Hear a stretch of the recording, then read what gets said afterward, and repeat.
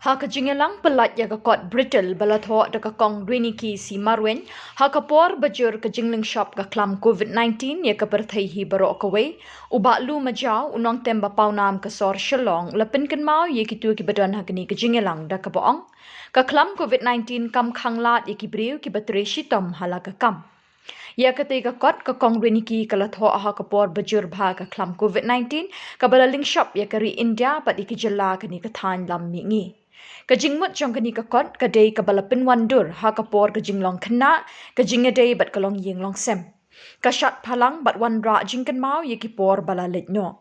Ya kani ka kot la pelat pat ba do Bah Lou Majaw ha Dylance Cafe ka badon hamalki. A mother and a wife. So these are the three things which makes the Brittle very, very interesting. And it's not for me to recite a poem because the best thing is by doing that I will cripple the economy. So the idea not to cripple the economy is by buying Brittle.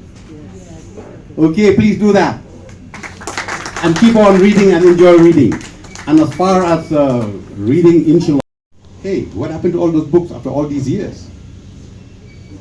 So there's hardly any people who does any reading because they are too busy with the cell phones, and that's what, especially when lots of think tanks, they want to make Shillong into a smart city. But they fail to realize that to make a smart city, you must have a clean city. That will prove, that will show to the world that you are smart.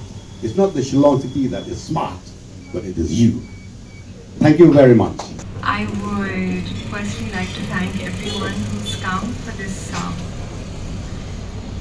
reading and music this afternoon. I would like to thank Bah Lou for his support, and I would like to thank Brian sir for this beautiful gesture. He's got much sir, and I really appreciate and honor the relationship that we have beyond, the school years. And I would like to thank Patricia. I just knew her like some months back, and it's so warm and so nice of you to come here. I would like to thank Miss Rosina. Thank you so much, Miss, for coming. I would like to thank Auntie Val. She's one of my very good friends' mom. We keep having chats and all that. Thank you so much for coming. During the pandemic, so I had a lot of time, and I can't imagine writing a poetry book now. There's a lot of things happening and all that. But I like I said, I got a lot of support from my husband because I had to stay up late, right? Because as a mother, when I was done with the chores and having made my kids sleep, I could come to and sit in that in the office room at home and start writing. So the mornings were a little difficult. I would wake up. You need a supportive husband, and you need lovely kids like my two daughters, and so I cannot actually say the same about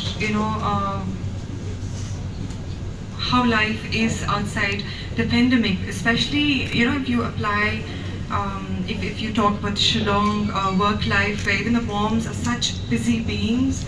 So I think that as women who have kids and a busy husband, like in my case, we need to be disciplined enough to give those personal hours to us, to ourselves. I did it in the morning, like I would wake up at 4:30, 5, which I still continue to do even after the book is done. Just so sorry for this. Yeah.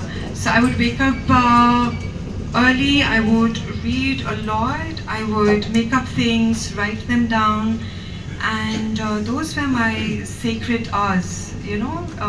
So when I came out of those personal hours of mine, I believe I was a better mother, I was a better wife, and I was a better friend. So all the women, it doesn't matter, if you're married or you should pursue what you love. Yeah, it is important. Yeah.